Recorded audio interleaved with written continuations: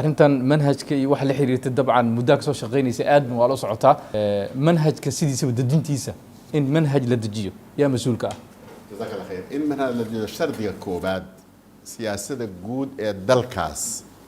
istaraatiijiyada guud ee dalkaas ayuu horta qayb ka yahay maxaa jira dalku waxa la rabaa kolkii dal dawlad uu noqdo uu dawlad yahay waxa isku xidhan amniga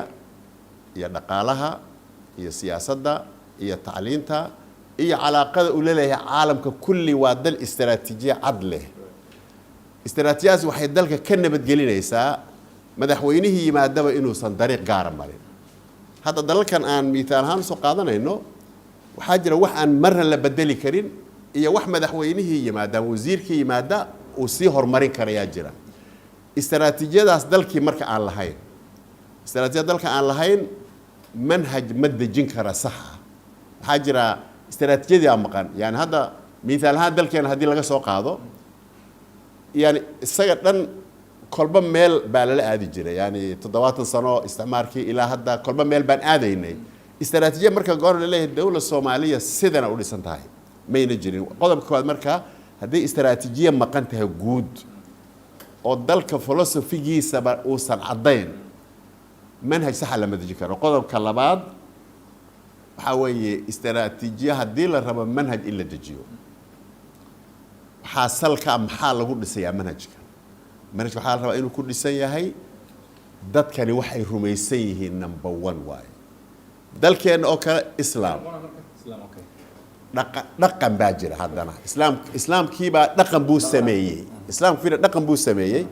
hadda wixii maahmaaha aad aragto iyo waxaad aragto iyo sida loo murmi iyo odayaasha iyo waxaas waa dhaqan yani 1200 oo sano soo sameysmaayo waay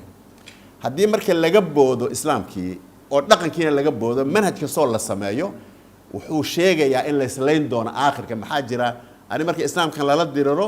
waa laga xoog badin karaa laakiin ugu dambaysa waxaan leeyahay maya dalkeena marka waxyaalaha burburka weyn u keenaya maxaa kamid ah istaraatiijiyo guudna mayna dhisin waligeen manhaj aan dhisnay on ku dhisnay islaamkana ma jirin manhaj aan culture ku dhisnay ma jirin walidaalka isticmaalkuna wuxuu la diriray culimadii diinta taqaanay markuu isticmaalku la diriray dawladaheenuna wala sii dirireen kaaba qabiiladii ummaddu hagi jiray oo odayaashu waa muhiim waaye reerihii dhaqankay lahayn qaabkay u heshiin jireenna waa laga booday taasina marka doodaas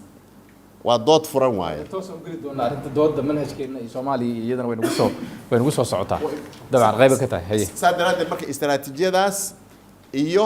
in la ilaaliyo wuxuu dalku dhisan yahay iyo dadka wax bartay dalka dadkiisa wax bartay ugu sareeya